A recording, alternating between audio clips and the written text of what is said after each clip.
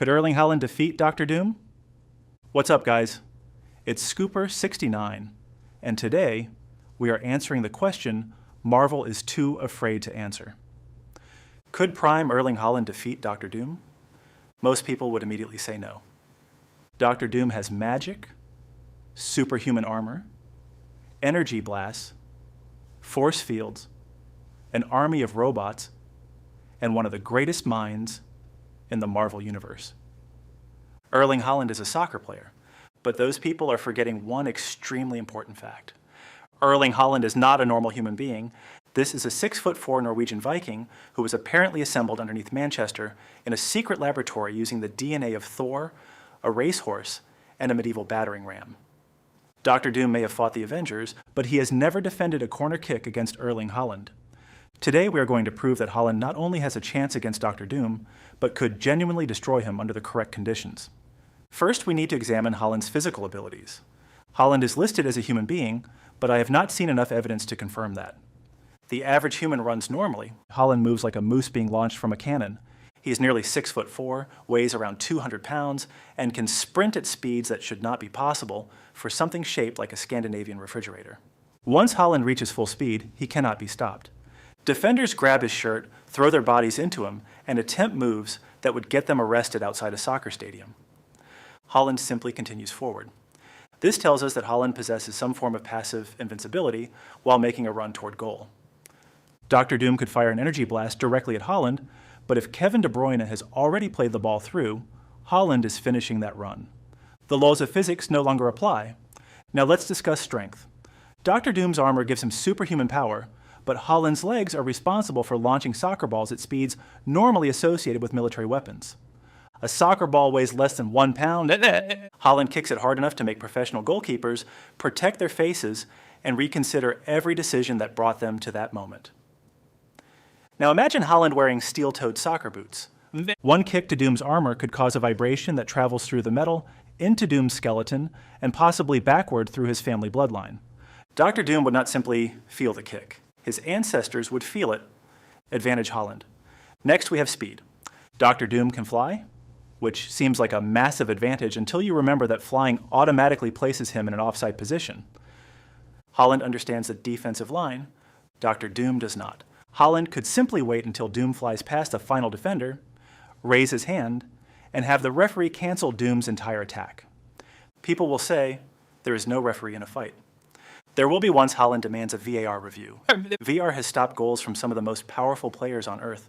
There is no reason it could not stop Dr. Doom. Doom fires a deadly blast. Haaland falls to the ground. The referee checks the monitor. Penalty to Manchester City. Yellow card for Doom.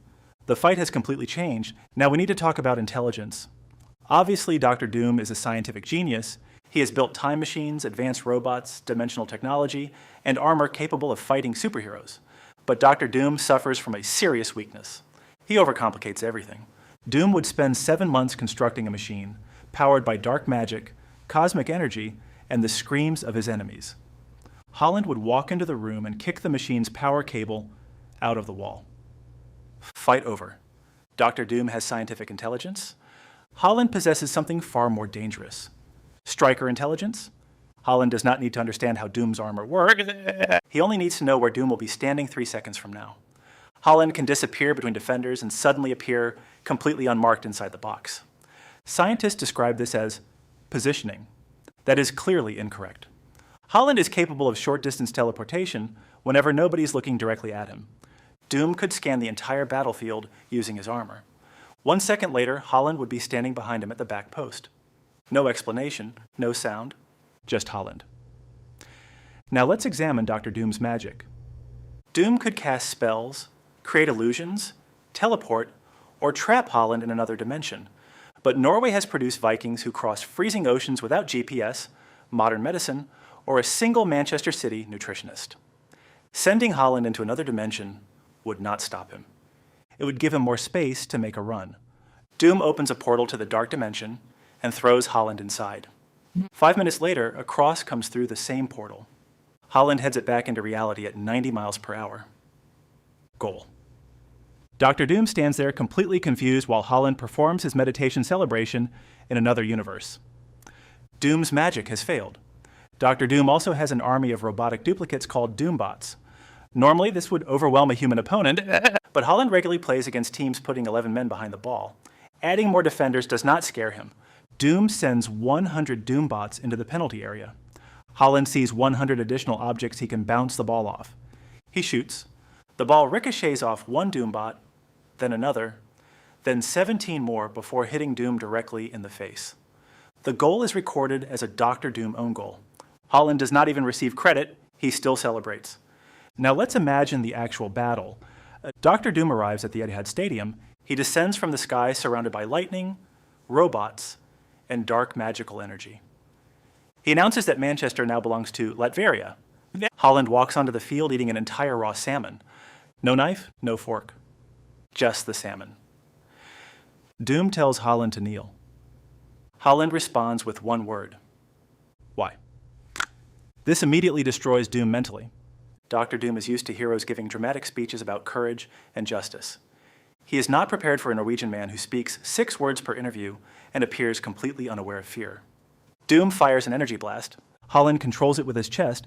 The energy drops perfectly in front of him. First touch. Doom fires another blast. Haaland volleys it back. Doom activates his force field. The blast hits the shield and explodes, but the ball continues forward because Haaland struck it with pure Champions League energy. The ball breaks through Doom's force field. It breaks through his armor. It flies around the planet and returns from the opposite direction. Doom is hit twice by the same shot. At this point, Doom realizes he cannot defeat Haaland physically. He travels back in time to prevent Haaland from becoming a soccer player. But this only makes things worse. Doom arrives in ancient Norway and accidentally teaches young Haaland's ancestors about advanced metalworking. The Haaland family now has access to Dr. Doom-level technology for 1,000 years. Doom returns to the present and discovers that Norway has conquered half of Europe. Haaland is now wearing enchanted Viking armor and riding an 8-legged robotic horse onto the field. Dr. Doom has accidentally created Haaland Prime. Haaland Prime is 6'8". He weighs 300 pounds. He can score from outside the observable universe. Doom attempts to steal his power, but Haaland's power cannot be stolen because nobody understands where it comes from. It might not even belong to him. It could be an ancient Norwegian curse placed on defenders thousands of years ago. Dr. Doom then tries his final attack. He removes his mask and attempts to intimidate Haaland with his scarred face.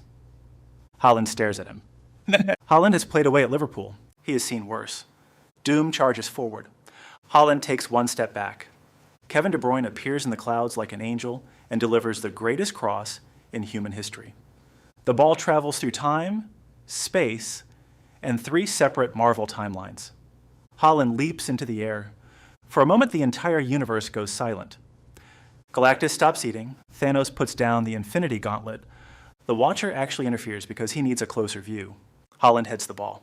Dr. Doom activates every shield in his armor. It does not matter.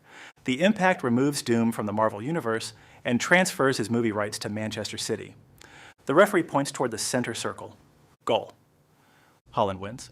Now, some people will claim this outcome is unrealistic. They will say Dr. Doom has defeated gods and controlled reality. That is true. But Dr. Doom has also lost repeatedly because of his own ego. Haaland has no ego. I'm not even convinced Haaland possesses normal human emotions. He scores 5 goals, breaks 3 records, and responds by saying the match was nice. How do you mentally defeat somebody who reacts to everything like they're waiting for a bus? Doom cannot threaten Haaland. He cannot frighten Haaland. He cannot understand Haaland. And whatever Dr. Doom cannot understand, he eventually destroys. Unfortunately, he cannot destroy Haaland either.